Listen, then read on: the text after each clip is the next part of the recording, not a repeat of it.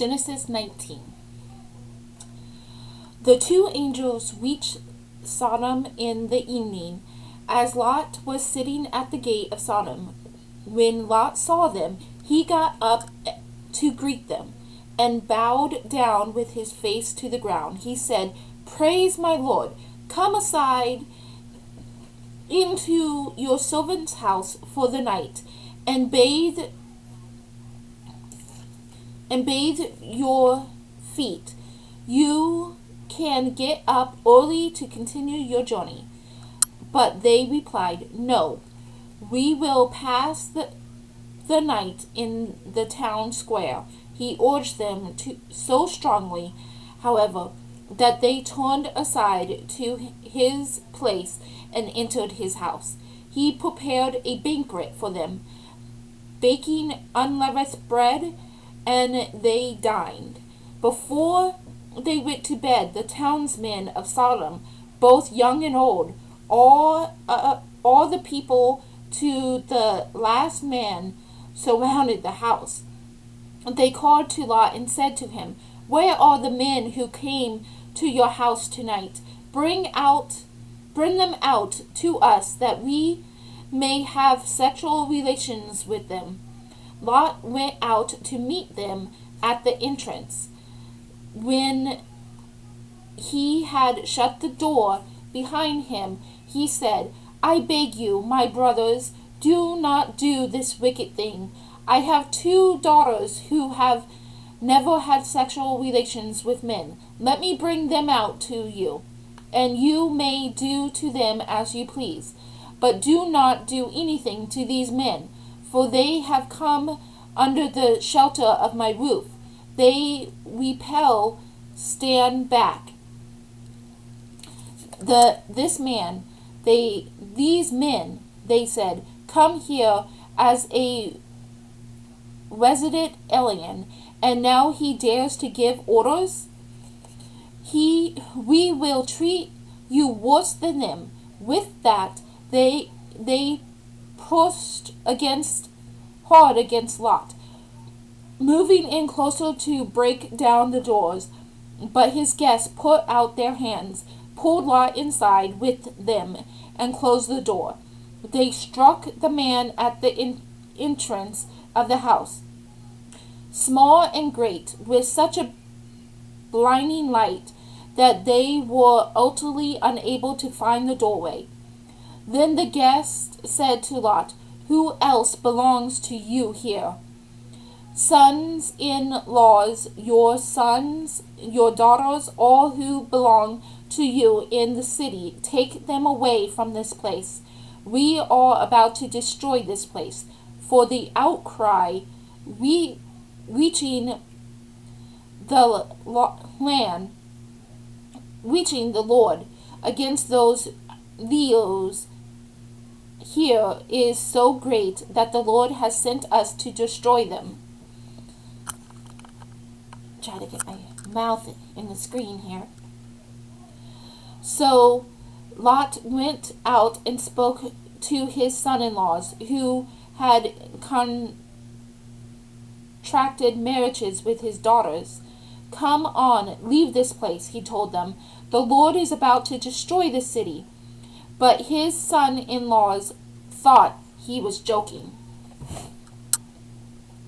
As dawn was breaking, an angel urged Lot on, saying, "Come on, take your wife with you and your 2 daughters who are here, or you will be swept away in the punishment." I lost my place. Swept away in the punishment of the city. When he hesitated, the men, because of the Lord's compassion for him, seized his arm and the hands of his wife and 2 daughters and led them to safety outside the city. As soon as they had brought them outside the city, "Flee for your life. Do not look back or stop anywhere on the plain. Flee to the hills out at once, or you will be swept away." "Oh no, my lord," Lords, Lot replied to them, you have already shown favor to your servants, doing me to the great kindness of saving my life. But I cannot flee to the hills, or the destruction will overtake and kill me. Look, this town ahead is near enough to escape to. It is also a small place. Let me flee there. It is not a small place to save my life. Well then, he replied, I grant you this favor too. I will not overthrow the town you have mentioned. Hurry, escape there. I cannot do anything until you have arrived there. That is why the town is called Zau. The sun had risen over the earth, and Lot arrived in Zau. And the Lord rained down sulfur upon Sodom and Gomorrah, fire from the Lord out of heaven.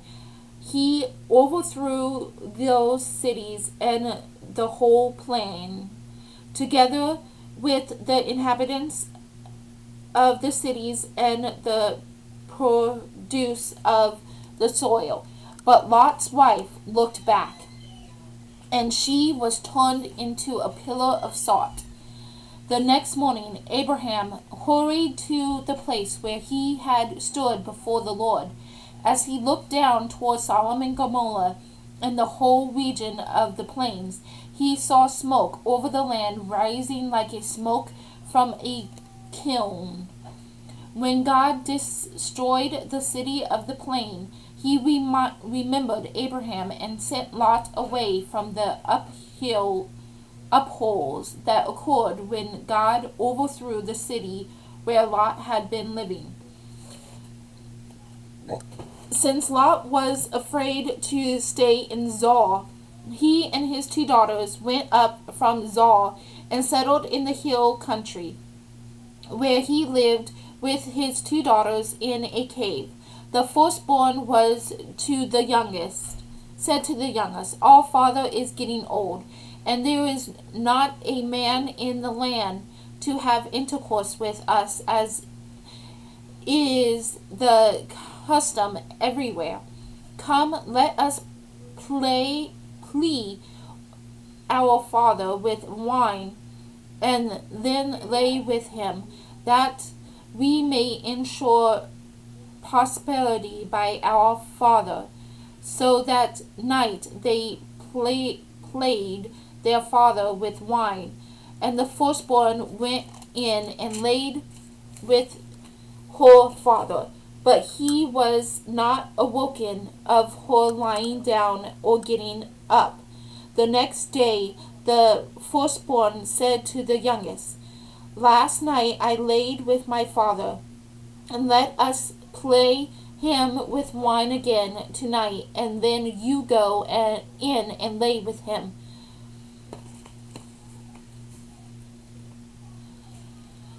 That we may ensure prosperity by our father. So that night, too, they played their father with wine, and then the youngest one went in and laid with him. But he was not awoke of her laying down or getting up. Thus the 2 daughters of Lot became pregnant by their father. The firstborn gave birth to a son, whom she named Moab, saying, from my father. He is the ancestor of the Moabites of today.